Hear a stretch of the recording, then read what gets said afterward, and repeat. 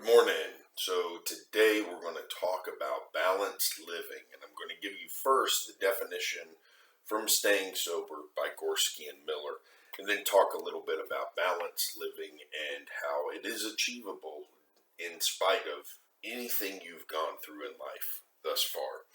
So Gorski and Miller define balanced living as this. Balanced living means there is biopsychosocial harmony in your life.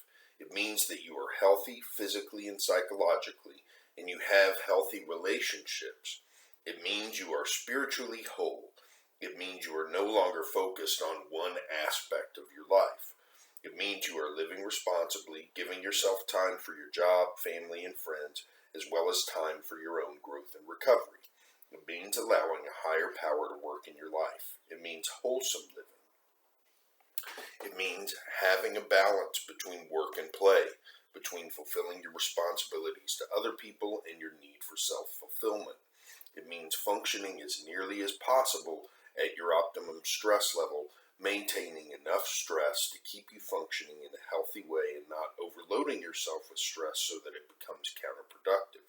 With balanced living, immediate gratification as a lifestyle is given up in order to attain fulfilling and meaningful living.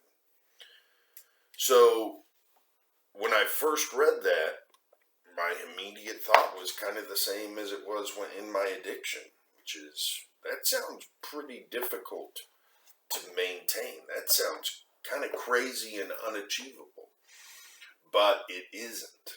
We just have to put in work to get to a balanced lifestyle. And guess what? Putting in work to have a balanced lifestyle is what non-addicts do. So welcome to the party.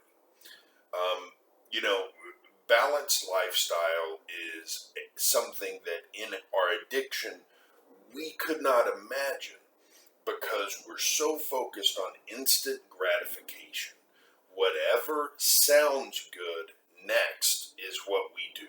We're not focused on what's the right thing to do next. We're focused on what sounds good next. And our motivations to determine what sounds good are always selfish, self-centered. I shouldn't say always. They're typically selfish, self-centered, and in a lot of ways, most of them were probably revolving around our ability to continue using drugs of our choice or alcohol. And so balanced living was very out of the question for many of us during the worst parts of our addiction, and indeed during some of the milder parts of our addiction.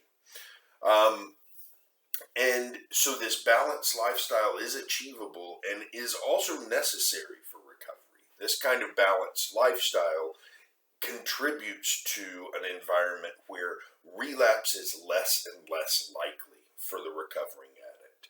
So we want to maintain this balanced lifestyle.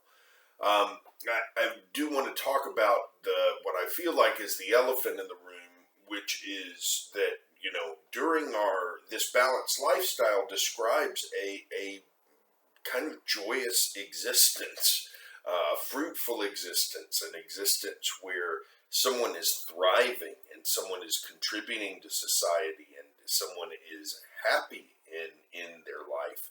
And many of us came to believe in our addictions, or even before our addictions, that wasn't possible, that life wasn't supposed to be a joyous experience. And many of us had great reason for that. Personally, I've been dealing with some sort of mental illness since I was 10 years old. Depression, anxiety, the cycle of obsession, compulsion, those things dominated me. Other people have been through unspeakable trauma in their lives. Physical, mental, sexual abuse, physical illness, war, death, experiencing these things, and for many of us, experiencing them time and time again over long periods of time, make it hard to imagine life as a happy thing, as something that you're meant to enjoy.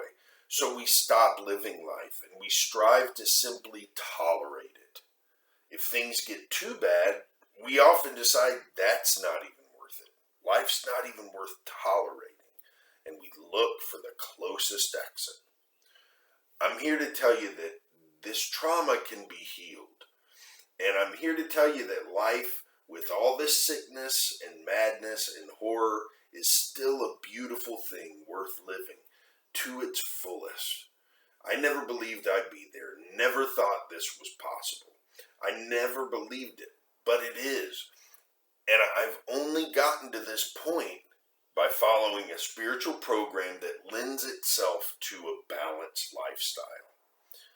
Balance is the key in everything we do. A balanced lifestyle creates its own positive energy, and once you start feeling that energy, you will want to do whatever you need to do to keep it going.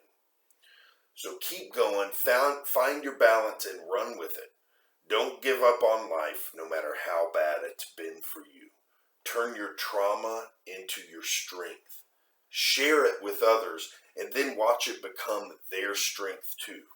It's the only way to truly leave trauma in the past where it belongs. I hope you all have a great Sunday, and I will see you back here tomorrow morning. The next chapter in Staying Sober is about recovery and partial recovery. So we'll explore that a little bit more starting tomorrow.